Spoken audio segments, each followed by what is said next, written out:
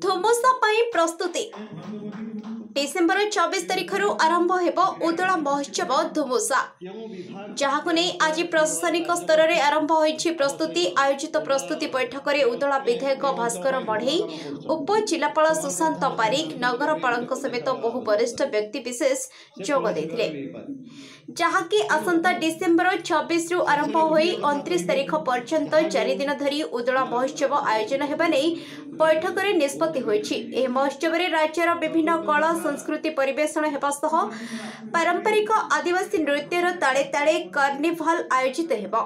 उदला खुंटा गोपबंधु नगर एवं कप्तिपदा ब्लॉक रे थिबा लोकायत प्रतिभा माने निजर कला परिवेषण करबा सह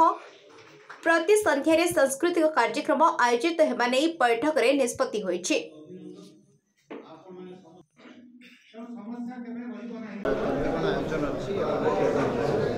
एथर धुमसा 2024 आम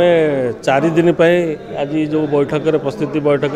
मनस्थ कराई 26 तारीख आरंभ हो 26, 27, 28, 29 उद्यापन हो ब्लॉक स्तरीय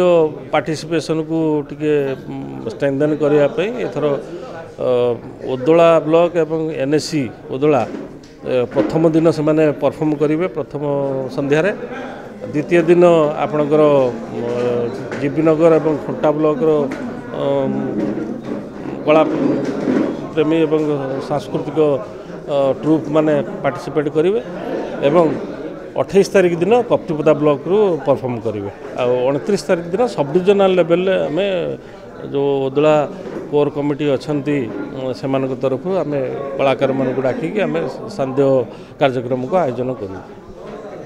आमर उदला महोत्सव धुमसा ए वर्ष भी धूमधाम पालन हम गत थर भी विशेषकर आज सब कलेक्टर अध्यक्षतार सर्वदलीय बैठक ता सहित आम प्रशासनिक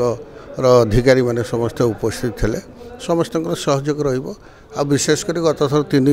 दिन थिला एथर 4 दिन आम करूँ से 4 दिन भितर प्रत्येक ब्लॉक वाइज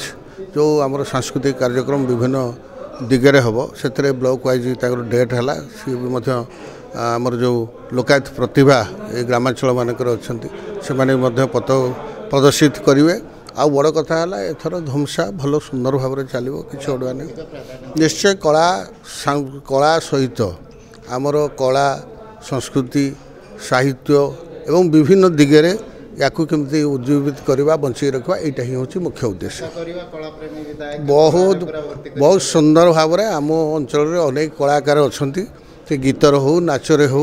वाद्य हो विभिन्न दिगरे कलाकार अच्छा से कलाकार मान को लेकर आम ये प्रदर्शित कर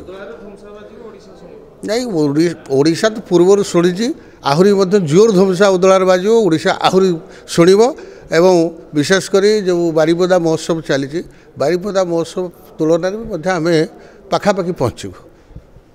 मयूरभंज जिला उदलू बसंत बेहरा रिपोर्ट चांचल्य न्यूज।